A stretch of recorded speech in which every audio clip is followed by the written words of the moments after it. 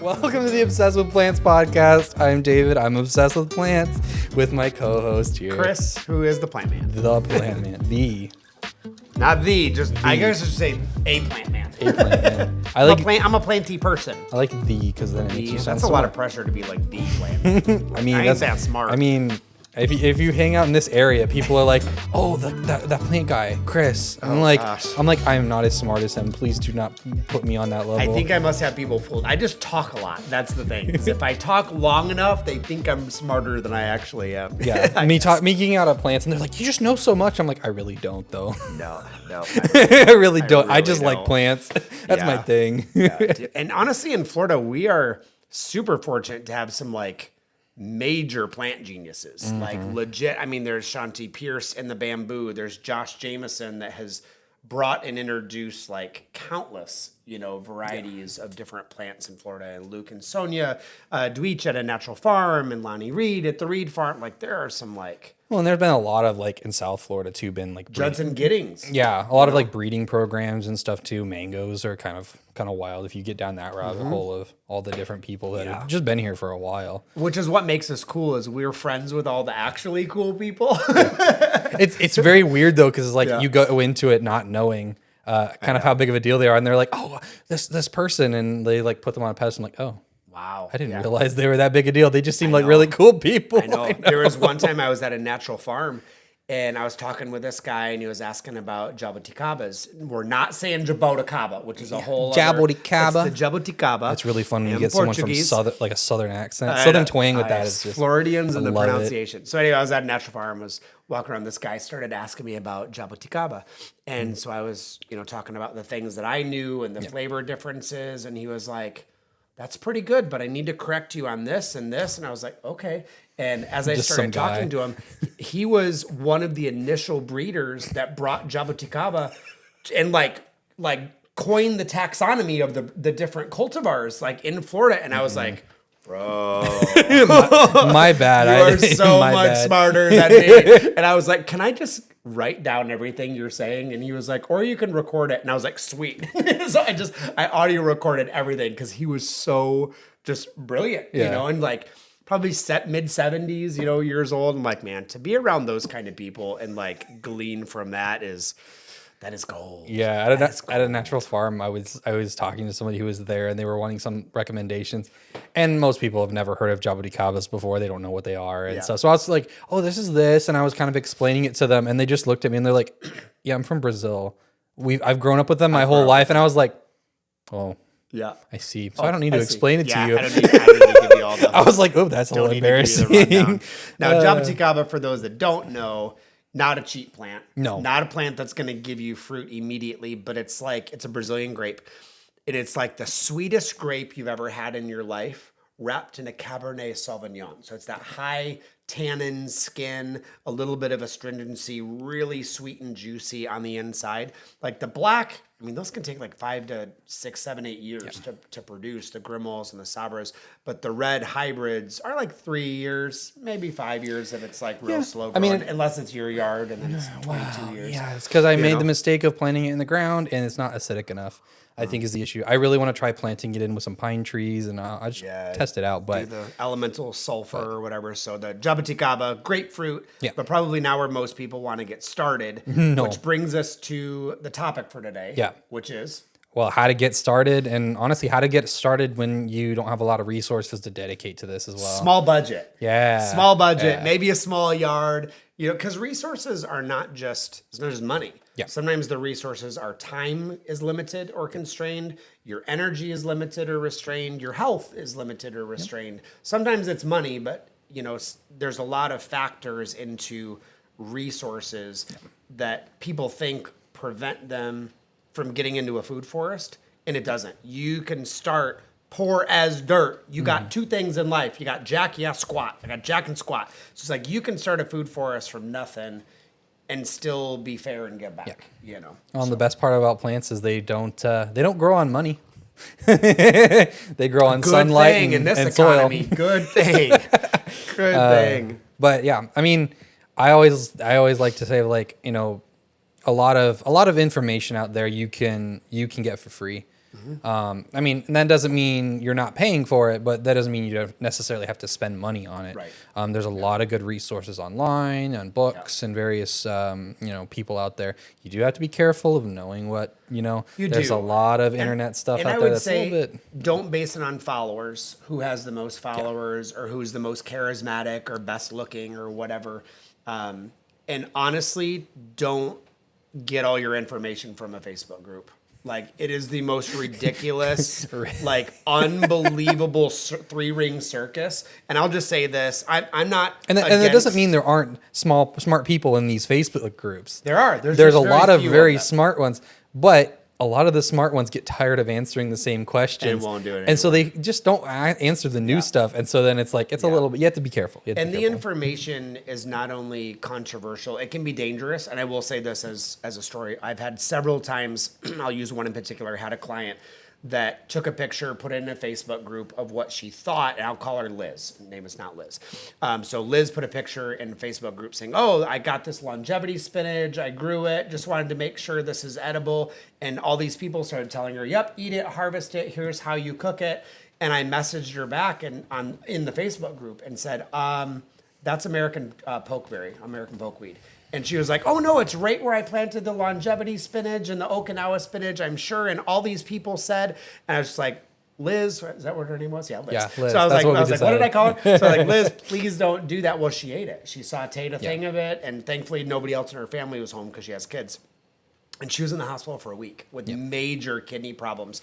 And a lot of it is like, people are well intended on Facebook, but intentions don't correlate to truth value and years of experience. And a lot of times, sadly, I think people in social media groups are just using a picture app to do identifications. I've never had those work for me. Which is rough. It may give you in the genus, maybe, if you're lucky, knock on wood. And a lot of those are like, if you go into Home Depot or Lowe's, it'll get them pretty much every time. But if you're out in the woods, it's like, you got to be really careful. It's really risky, so there's a lot of great places to learn.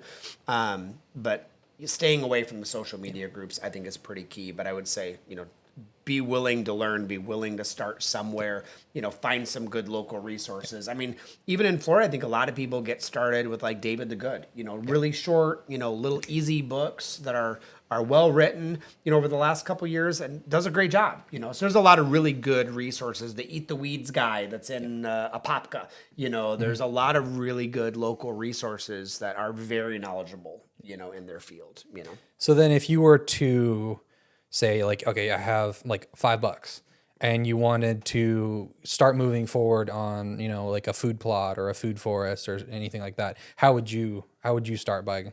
Oh, that's a good question. I would probably go to Publix and I would buy that 15 bean soup mix. Yeah.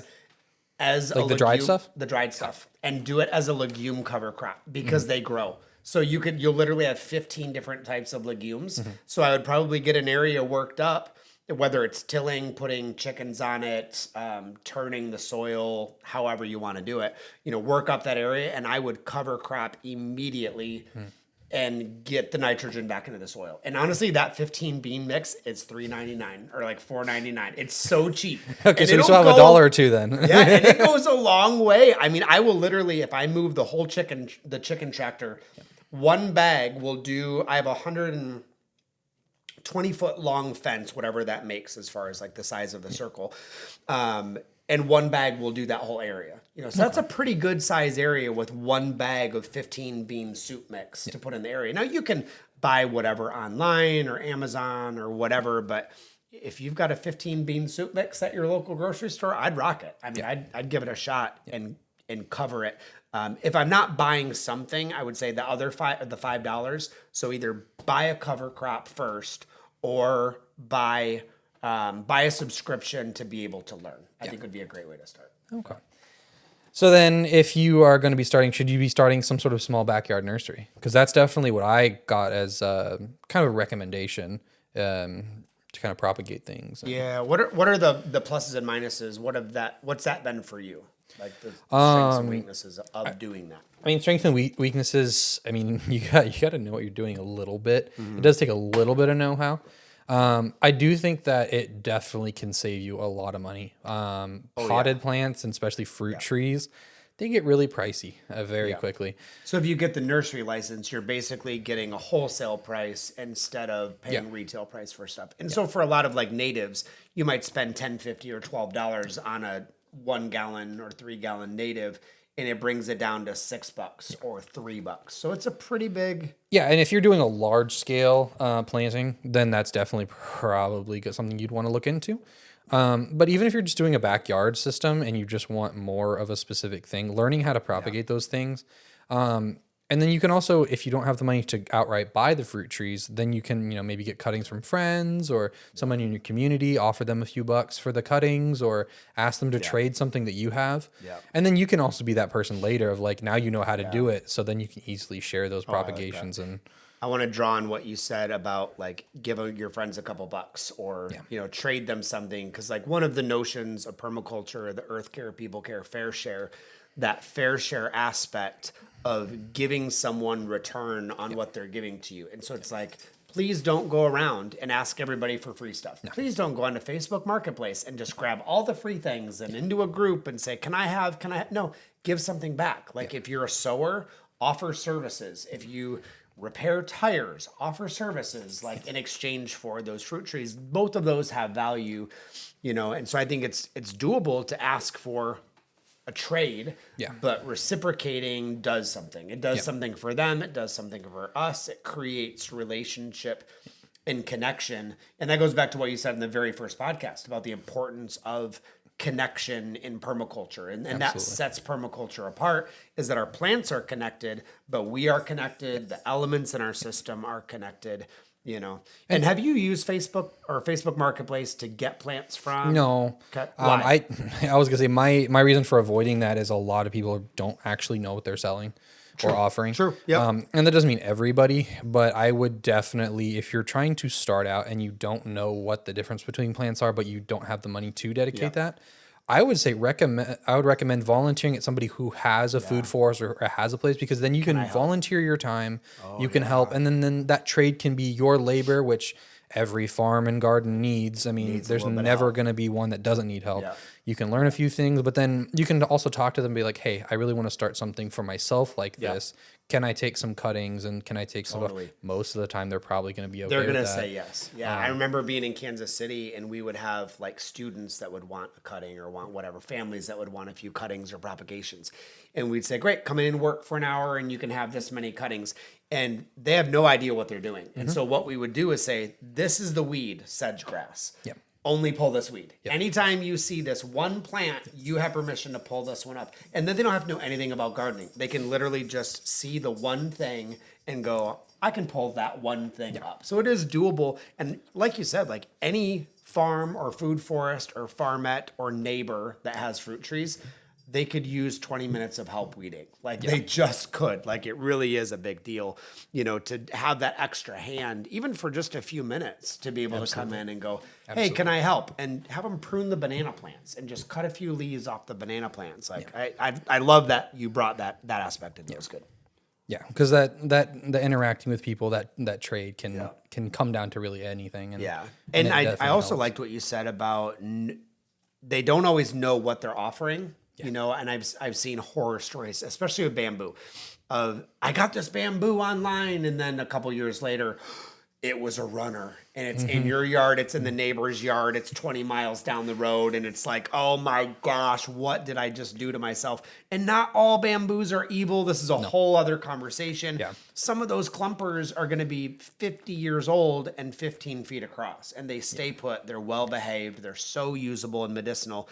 But you got to buy them from somebody reputable that really knows the varieties and the cultivars and the or if you can see the plant it comes from too. Oh yeah. If it's a friend or like a family member or something like that, and you really want the bamboo, then you can see what it looks like as it's mature, because then that's obviously going to tell you a lot. Oh, yeah. We're not going to get into it for a long period of time, but just on the bamboo, there are two major types. You got your ones that run all over the place, like everybody thinks of, and then you got ones that stay in the same place.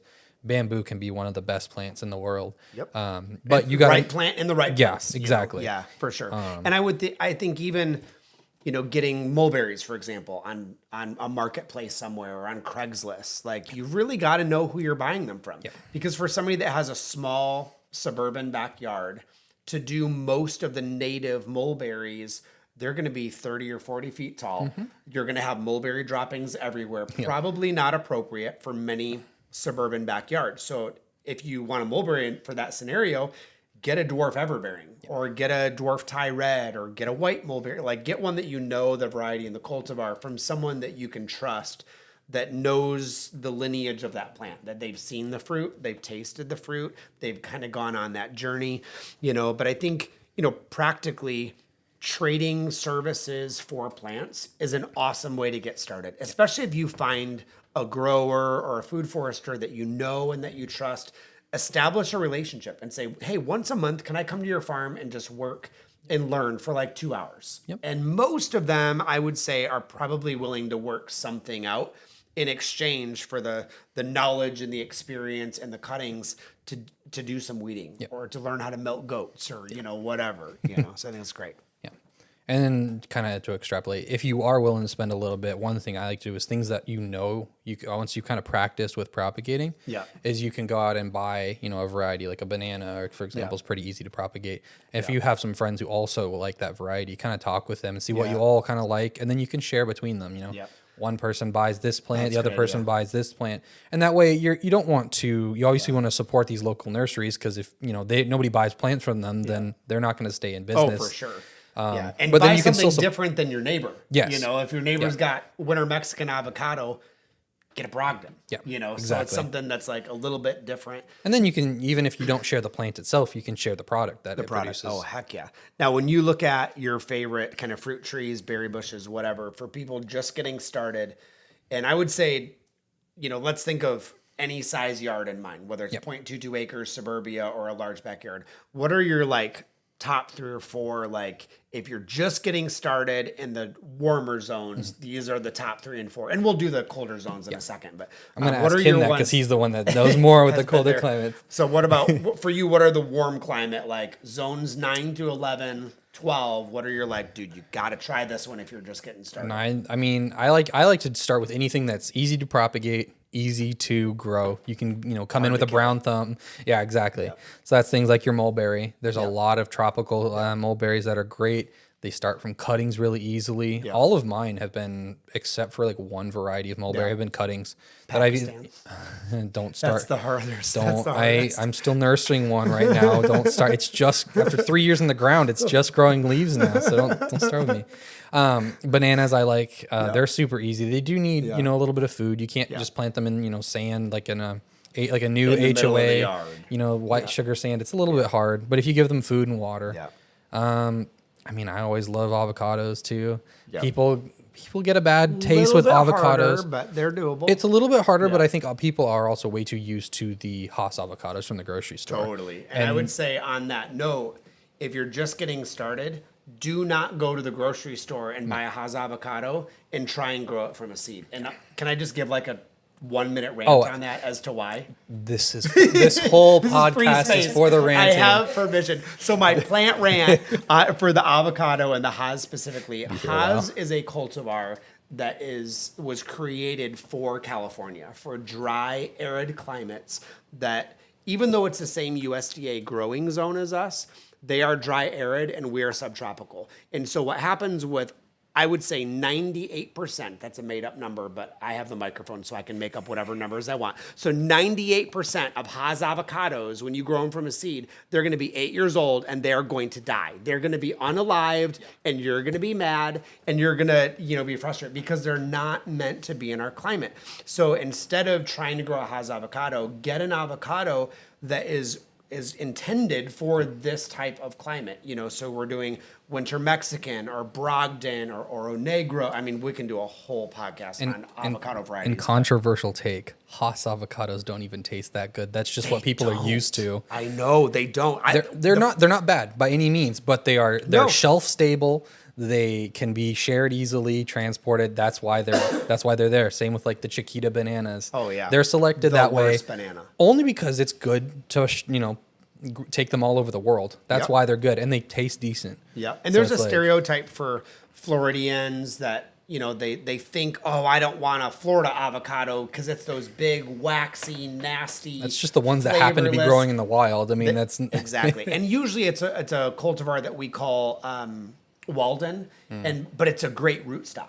In fact, a lot of nurseries use that as a rootstock for. I probably shouldn't be telling trade secrets, but I kind of already did tell it. So, a little too late. We'll leave it in there. So then that I can spin that on to, if you have stuff that you want to plant, but you're wanting to slowly get into your stuff like grafting and all that stuff, would it be worthwhile to get some of those seeds and stuff that may not taste too good, but would it be worthwhile growing them up, and then as they mature, you could then experiment with something that's worth a lot less? I think is so. is that worth your time? Yeah, I think so. Like even Key Foods here in Florida, they have the Walden avocado. So I'll go grab one occasionally, grow it, and just try grafting into it. And in the Florida citrus industry, Northern California or Southern California citrus industry, there's a lot of sour oranges, coming up. So dig one up and try and graft With permission of the owner, With landowner. permission, Don't go onto somebody's land and steal their fruit Yeah. trees, even if they don't You know it's probably there. have some on your land. It's probably seeded Probably. there, in most places. But it's like, yeah, definitely give it a shot, try it. But to me, like grafting, that's a couple years in for people. I like what you're saying about start with, these simple, you said avocado. I said avocado, mulberry, and banana. Yeah. Oh, I would say, And and those I want are- to say the same ones as you, but I was going to say mulberry. I mean, my reasoning is that at any point you can either propagate them and move them if they aren't working in that spot. If you like, Oh, sure. yeah, Yeah, or they're forgiving. or They're it's like the forgiving. bananas, you can take them out at any time if you know Yeah. it's not working. That's my totally. reason. Is it's easy, cheap input. Easy, cheap, You and can propagate harder it. to kill. Yeah. Yeah. I would say So the how about ones you? I would add in a loquat because they're I should've very, said very that. hard to kill. Very resilient. They're easy to get fruiting, and there's a lot of variety in them in the flavor palette. So like the Yehuda loquat is more mild and apple flavored, or you get Gold Nugget and that's very sweet and citrusy, or Christmas is like cinnamon oranges, like there's just so much flavor differences, in loquats. And the leaves of loquats you can use as a tea. Ironically, in the Tang Dynasty in China, the loquat leaves or Japanese plum leaves were worth their weight in gold because they were so good for you as an antioxidant, no caffeine. So I think I would add in loquat as a tree. I would probably add in persimmon, something like a fuyu persimmon, because it's very good, very sweet, very, very resilient, very hardy. And then I would probably throw in some kind of a ground cover just to add into the system. I like the native sunshine mimosa because it's a great nitrogen fixing ground cover. It's a pollinator, Mimosa strigolosa. So it's just a really good all-purpose one. So I think those would be my ones that I would add. So how in about if for I was northern to- climates? Because I'll be honest, I like northern fruits. I don't know Yeah. anything about growing in your winter The environments. winter. I'm a Florida boy through and through. I would say the zone 3 through 8, if I was to choose my good chop and drop, it's probably going to be Jerusalem artichokes or sunchokes. They bloom in the fall. You cannot kill them. And then you can literally leave the roots in the ground and harvest them during the winter and store them outside. And then when you think you've gotten all of them, there's going to be some left in the ground. And what's kind of cool with them, they're not a flower bed thing, so don't put it next to your house as a, I'm going to just keep this where it is. It's going to spread out a little bit like a Mexican sunflower, but I think that would be my chop and drop. Fruit tree, I would say, apples and pawpaws, I love. Pawpaws are native up there, Asamina triloba, very good. It's like the tropical fruit.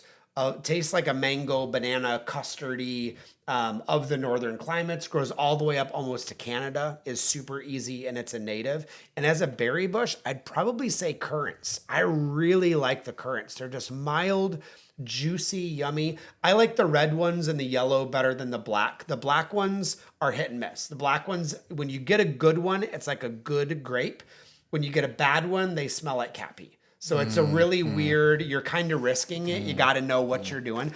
But the yellow and the red are just really good. They're natives. You can put them in the shade and walk away and they're still going to be growing, natively. But yeah, pawpaws, man, if I lived in zone 3 through 8 again, I would say I would be planting as many pawpaws as humanly possible. That's the one that's like the crave of the Midwest and of the colder climates for sure. So then you were talking about the pawpaw. So then I guess my next question, and we can circle back to warm climates after. Yeah. If you were to start stuff from seed, like you're just collecting seed either from a friend who has the fruit trees or something like that, what would you start from seed? In cold climate, warm climate? Cold climate. Then we'll circle back to warm cold climate. climate, I would say persimmon. There's a lot of really good native persimmons, the Virginiana, that's very, very good. Especially, I like to get them when they fall on the ground and you think they're going to be rotten because they're not astringent. They're so, so good. In fact, when I was at the school, because I wanted to eat them, and the kids, it's like a race. I got to try the fruit as quick as I can when they're in class before they get to the gardening class in 6th hour. Otherwise, they will get all the fruit. So here's what I did is the first year that the persimmons fruited, I brought all the kids out and was like, all right, we're going to cut these in half and we're going to try them. Everybody pick one off the tree, which I know they're going to be astringent and terrible. I know I'm lying. I'm going to go to hell. I was a teacher at a Christian school. This is terrible. But I cut them open. All the kids tried them and they're like, oh, Mr. Adler, this is so gross. I got away with it for like 4 years. And then finally one student named Becca, she came out and she goes, I just tried a persimmon off the ground. And I was like, what'd you think? It was amazing, Mr. Edler. And she remembered 4 years ago when I did it. And she was like, now I know why. And I was like, oh, I've totally been busted. So the rest of the time that we had the persimmon, I never got to try Are them. you the reason that that school in Orlando that has the food forest in the back has the chart for the kids of what color the fruit should be? Oh, so that way they know when to pick it. So that Yeah. way everybody gets to enjoy the fruit. Creation Village. That's what it is. Yeah. Creation Village with Nilani and their family is, I mean, phenomenal permaculture school. Seventh-day Adventist. I mean, really a beautiful school. Yeah, so northern climates, I would say fruit to grow from seed. For sure, persimmon is really easy, and pawpaw is really easy. The only caveat with pawpaw is you have to refrigerate them for 3 months. So when you pick the fruit, at least 3 months, put them in the bottom of the refrigerator, forget about them, and then come back and plant them. But they're very easy to do from seed. We did 1 year in Kansas at a Native American kind of nature sanctuary called the Blue River Forest Experience. We planted like an entire hoop house of them because they're just so stinking good. Now, what I'm not telling you is that we also ate all of that fruit for days. I'm talking, it was like much pawpaw. Sounds good, but oh also my like, gosh. nah. But it was for the sake of the seeds. Of course. For the sake of the seeds. So yeah, I would say pawpaw for sure. And then down here in Florida and in the north or the warmer climates, really loquat, I think, is one of the easiest from seed to like grab a seed, put it in. It's not true to seed to its parent, but I think giving it a shot is a really good option. But it's going to be about 4 years usually on a loquat. I've seen them from seed go at 3. It's usually 5, so I say 4. 4 years from seed. I mean, that's not bad for fruit trees. Not at all. Yeah, especially when you're looking at like pawpaw. That's like 5 or 6 years. That's going to be a little while, from seed. Avocados are like 8 to 10 years. So they're going to be a little bit more of a hot minute. So as far as if we tried from cuttings, what would you do in Florida? What are your first go-tos for cuttings? Oh, I mean, obviously mulberries. I don't want to harp on mulberries too much, but you're right. It's so You're easy. Right. It's so easy. And there's so many varieties of mulberries. Yeah. Like every mulberry, it's like apples. I only know of a handful of varieties that cannot be done. Can I say some of my favorites? Give me 3? Give me 3.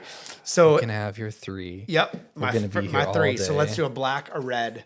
So I would say from the black end of the spectrum, I think Shangri-La is a really, really nice, really dark purple mulberry, about 1.5 inches long. Really, really juicy. From the red, dwarf Thai red, hands down. Will produce 3 to 5 times a year. It's sweet and sour, so you get that little bit of a tart taste for those that like the tart flavor. And then I would say my honorable mention, just because they're weird, the green. Because the green is almost cucumbery. Like it's a very strange. See, I don't taste a cucumber. I just think it's sweet and it's good. It's a nice little long. It is sweet. It is good. It's definitely weird though. I wouldn't define it as fruity. Right. Yeah, but it tastes good. I think it's technically Himalayan green and there's also a Himalayan red. But some of the other weird ones, everybody wants Pakistan. Pakistan is so susceptible to root nematodes and just dying in general if you look at it wrong. It should be grown in the Middle East. That's where it's happy. For sure. It's unfortunate. But I think the other ones are like a Pakistan, try Skinner or the Himalayan mulberry, and those are going to be the longer, juicier ones as well, and you'll just be happier, with them in general. So that's your one from cutting. Any others from cuttings that you're like, oh, that's a really good one. That's an easy-ish one. Fruit trees. I don't know. I'm so used to just doing the mulberries from cutting and then others from seed. Do you have any that are like? Yeah. I think cuttings, mulberry is definitely one of my favorites. I do like doing cuttings of a lot of the soil builders. So the daisy tree is really good. That's the one that smells like the chocolate chip cookies. Mexican sunflower. Mexican sunflower, I think, is really easy, and they're just easy. Yeah. You know what I mean? And I think a lot of people, we go for the fruit trees and we skip the nitrogen fixers. Absolutely. So I always tend to kind of give them a little bit of a push. The other one that I would say is very easy from cuttings is Barbados cherry or acerola. Is extremely easy. Little teeny cuttings, stick it in the ground. And when we would do them in the greenhouses, a couple months later, you would get fruit on them, and they're 4 inches tall. And it's like, oh my gosh. So I think the Barbados cherry, extremely easy from cuttings. Well, now I'm going to have a lot more Barbados cherry now. I've been sitting there waiting for the seeds. I'm like, oh, I only got like a couple seeds. I'll just wait. So easy. So what about root divisions? If you're going to divide from a root or a pup, what would you do? What are your favorites? Yeah, bananas are always the easy one for that. That's how, that's how you share the love.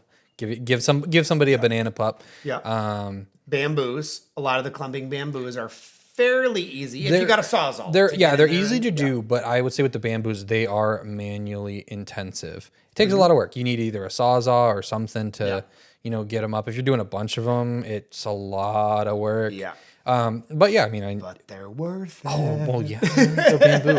I love bamboos. And you can, and even if you have one that I've done with a couple of them is I planted the variety because I wanted it. Yeah. And then I realized maybe not the best place for that. I just then cut it up into a bunch of pieces, dig it up, and then now I have a whole line of it. So the entire row against my parents' north side of their property, my grandmother recently built a house there. But the house went right up against the property line. Gosh. And so for some privacy reasons, I'm like, okay, I have a sea breeze here. I had it in the ground for about 4 years. I dug it up, got about 100 or something. So, and about 70% of that made it. And so I just planted the whole row, and now you can't even see her house. Oh my gosh, that's awesome. And sea breeze is a great variety. It's a nice thick cane and culm. It's got that bluish slight hue to it. And it's very bushy. Yeah. It doesn't have that traditional tall reaching. Yeah. And then sunshine mimosa. That's a good nitrogen fixer, good ground cover. Kind of a, not quite a lawn alternative, I would say, but it definitely fits in with some of the lawn stuff. So if you didn't want to quite get rid of the grass, but you wanted there to be something in there that is building the soil and improving it. True. And they're really drought resistant. So if you have, watering limitations, I know some HOAs have limited times to water. Yeah. The roots can easily get a foot long. That's true. That is true. I would say the ones I would add in from a root cutting, I would add in the native firebush.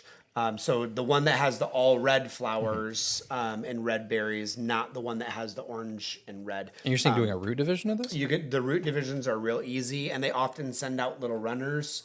So that's a really easy one.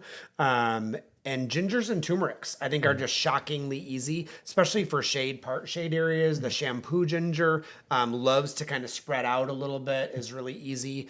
The galangal, it grows tall, like a bamboo look, but the root of the galangal, the greater galangal, is more along the lines of all the flavors of curry in one root. So it's that cumin, allspice, cinnamon, kind of nutmeg vibe in one root, and that's a really easy one. So then for the turmerics, I've seen people do them in pots more northernly and then bring them in the winter. Is that something that can actually be done? Yeah, you don't get as big of a clump. Yeah. I think what people I've seen do in the northern climates with gingers and turmerics is they do too small of a pot. And then they water them. And ginger and turmeric like to be put in a pot bigger than you think, and then don't touch them. Don't water them, put them in the shade, forget about them, walk away. If you just look at ginger and turmeric wrong, they just don't like it. If you forget about them and just let nature be nature in the shade, they're going to do great for you. Some of the great ones that I like, the ones from the store are just meh, but the black and the blue, the curcuma sacea is a really good 5 times the curcumin levels, the anti-inflammatories. The green is really good for inflammation up here, the green turmeric. The mango ginger I like. It's the color of mango, but it has that mango ginger flavor. So think like chicken and basmati rice, I love that in a stir fry. It's good. It's so good. It's so good. And some of them are like, they're more for the flowers than they are for the roots. Like the greater gallon gal, the tall one, is much better for the roots. The flower is nondescript, but the lesser gallon gal, the roots are nondescript, but the flowers are edible and they have that sweet nectary ginger flavor, but they're stunning to throw on a salad. They're really pretty. I didn't know they were edible. Oh, they're wonderful. Mine are flowering right now. I'm nice. gonna go home and eat some because I didn't know they were edible. That's awesome. Yeah. So those are my root division ones. So you were talking about the gingers not being in big enough pots then. So if you have somebody who wants to start but they don't have the ability to put stuff in the ground. Oh yeah. What about putting those in pots? Do you have to up pot them? What's the max for general? Would you go? Yeah, I think I would get my ginger and turmeric, go to an Asian market or an international market. They're going to have the coolest varieties of ginger and turmeric as far as the sourcing. I've seen the green there for $3.99, and you're going to spend $39.99 at a greenhouse. So that's one way to do it.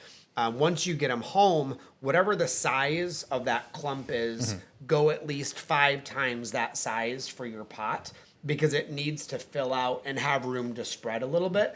But I would never grab the full chunk of ginger. I just break off thumb-size nubbins. Is that what we're going to call it? So I just break off the amount you'd a tablespoon or whatever. Yeah, a tablespoon, but thumb size. Well, I have little thumbs, but I would do tablespoon. When you're cooking, they use a sprig or a thumb. Just break off a little nubbin, stick those in individual pots that are 3-gallon pot size and kind of go from there. But to put a whole big ginger root in, you're just going to get the same root back out as what you started. So break them up into little nubbins, then you've got a lot more space to grow. And it's usually one full growing season. So in the north, they would probably start them, like in Kansas City, we would probably start them in April and then leave them outside until right before the first frost. And then they're going to be all dead by that time. Bring them inside and go ahead and harvest them. And then just keep one nubbin, put that in the garage for the winter, and then you've got your nubbin to start next year. So then what about fruit trees? We've been talking about starting seeds, starting cuttings. If you're in that position where you want to get started, you're in an apartment and you're thinking about buying land, or you're not quite. You can't do it in the ground. Yeah. Okay. What if it's not the right time? Some people, they don't have their land clear. Yeah, I would say do it, but do things that are actually going to give you something while they're still in a pot. Bananas are never a good idea in a pot. They're just not. And people always want to put the banana in a pot. But things like a dwarf ever-bearing mulberry, that will give you fruit. Barbados cherry, that's going to give you fruit. Patanga tuba will give you fruit. Jabuticaba will give you fruit in a bigger pot size. It needs to be about 6 feet tall before Jabuticaba gives you fruit. So a lot of those things. Katuk is a great green. So Katuk is a great one for a salad green that'll be continuously going part shade, part sun. But I would stay away from the bigger fruit trees. Don't do an avocado in a pot. Don't do a peach tree in a pot. Those are not going to give you what you really are wanting. If you're buying them and you're not expecting fruit, great. Get an avocado in a 3-gallon and every year upsize the pot to the next thing. So you start in a 3, do it to a 7. Then you got a 7. Do a 10 or a 15-gallon. You got your 15-gallon, do a 30-gallon. If you get up to a 30-gallon and you don't have a place yet, you need to start rethinking things. Is this really working for me? You're going to need a crew or some sort of loader to do that. Yeah, it's a lot. So then what would be the reason you'd want to up pot every single year versus just taking a seedling and then putting it in a 30-gallon? If you know you're going to be 2 years out, but you still want to try growing something, is it would you want to do that, or would you want to try to avoid that? Yeah, I think upsizing you have to do every year, primarily because it's going to get root bound, and which is problematic in a couple ways. It's not going to get the nutrients it needs. It's not going to get the water that it needs. And a lot of those trees have a root. And if it starts curling around the bottom, that tree is never going to be as healthy as it ever could have been. That taproot is not going to magically straighten, back out. So that's the kind of why, you need to upsize. But I think we just get afraid, and we either want to go too big and take a 1-gallon pot and put it in a 30-gallon, and just hope it fills in, which it doesn't. It's probably going to rot because there's not enough roots to soak up the water, or we don't want to upsize it, so we freeze. And so I think going in that middle of the road, just whatever the next pot size is bigger, consider doing that every single year. And then keep in mind that when it's in a pot, it doesn't have roots going out. It's got to be fertilized more than usual. So normal fruit trees in the ground is about 3 times a year. So in Florida, we do end of February, June, and September is when we give food, whether it's compost, manure, bone meal, blood meal, whatever, to our fruit trees. If you're in the Midwest or the zones 3 through 8, you're thinking more 1st of April, and then just skip a month every month through the growing season. So April, and then maybe in June, and then in August, and then you're kind of done in August, by that time. But you do have to do it a little more when it's in a pot. So instead of doing 3 times a year, consider doing a half dose every single month. Like cut that down by a lot and just do a little less, a little more frequently, if that makes sense. So then I guess my final question is, if you had to pick a pot size that you're growing these little cuttings or these seedlings, and you've got your cutoff point of I would plant it at this size. What is your ideal size or your ideal cutoff of I can't let this get any bigger in a pot? I know you already said 30 gallon, but that's more of you literally can't plant it at that point. Huge. So yeah, I think most people should not be doing bigger than a 10 gallon. When you get up to the 15 gallon, you're in it for the long haul. Like you're going to have multiple people having to move it. You're risking the tree being root bound long term. I love starting things in 4 and 6 inch pots and just letting them grow and fill in, so that gives me 2 or 3 years before I really have to decide what to do with it. And most trees like a mulberry, you can put in the ground in a 6 inch pot size. Like most mulberries are going to be fine. Barbados cherries are going to be fine. Now loquats, I want to have at least a 3 gallon. Pot size. But I think starting in that 6 inch, if you know it's going to be at least a year, if you start in a 6 inch when you get going, by the next year, you're already at a 3 gallon pot size. So I think that's a pretty fair, window to start. Those micro cuttings and the small little propagations and whatnot, it's just a waste when you just get those little cells, those individual cells and whatnot, and tissue culture. I'm like, just skip it. Just save your money and buy the actual plant. What a joke. What a joke. Oh, can we do the pet peeve about the bananas and tissue culture? This is my conspiracy theory. It's a conspiracy. Let's go for it, because I don't know when else we're going to talk about it. I have no scientific evidence except for the science in my brain, which is a very dangerous place. So my theory, I don't think bananas grown from tissue culture, that the plant you buy is ever going to produce the actual fruit. I think, I've never seen it happen. I've not talked to people that have happened. Now watch, people are going to put comments in this video of I bought a tissue culture and it worked. Well, shut up. So the ones I know that I've purchased that I know for a fact are tissue cultures, that generation did not produce. They did not produce. Now that's totally that's not proof of anything, but it's anecdotal evidence. So if we're using the scientific method, my experience and my anecdotal evidence is every time I buy a banana plant, that plant will grow to be a plant, but it's the next generation of pups that come up. That's the one that's going to produce. And I don't know why that is. Maybe the genetics or the stock has been damaged so much doing it from that little teeny tissue culture that it just doesn't have the energy in the initial plant. Now, it doesn't mean you shouldn't buy tissue culture. Well, it just means don't have the expectation that actual plant is going to produce fruit. It might not be. It might be the next generation. Yeah. And the whole point of tissue culturing is really just affordability. You're taking one plant and turning it into 1,000. I mean, if you're doing a 1-to-1 kind of conversion on these plants, you're going to have to sell them for hundreds of dollars if you're not. So being able to sell them for those small things, and it really, you're for stuff that's short-lived like a banana, you're seeing what, like a 1-season difference. I mean, compare that to a fruit tree where you're still going to be waiting a couple years for a fruit, and it's not worth it's not a big deal, but. No. And that's what makes me laugh when people put a banana in a pot when they're getting started. And it's like, you realize they could produce fruit in the ground in a year. So just wait until you're ready to put it in the ground. Here's my like how you should do it. And this is totally my opinion. This is not the best way to do it. Right. If you buy bananas and you don't have a spot for it, feel free to put it in a big pot. Here's my reasoning, is you can let it get as big as possible. It's never going to fruit in that pot for you, ever. But if you let it get so big that it's starting to fall over, then you chop the banana down and then you do the upside down banana corm.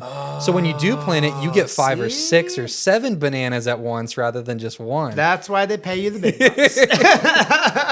and the whole point of that is what it does is it forces the main plant to shoot out a ton of babies instead of focusing on growing itself, so it grows more That's babies smart. faster. I'm mental noting that right here. That's good. That's good. See, I'm learning. But you're not going to get any fruit, so you have to be in it for the long haul of Yeah. like, I'm going to do this. Yeah. Because otherwise people are like, oh, why do you have a banana? And you Right. spent money or time, effort taking care of it, and you know you're not going to get anything. And I think that's a really good point to make is like you have to be in it with the vision for the long haul of having the right expectations for the right plant and knowing where you want to be going and having that end goal in mind like actually helps you get there. But at the end of the day, like the phrase, that Chinese proverb of like the best time to plant a fruit tree was 20 years ago. The second best time is today, you know? And so I think wherever people are at, they have the ability to get started. They have the ability to like take a step forward. They've got the ability to get a couple plants and just try,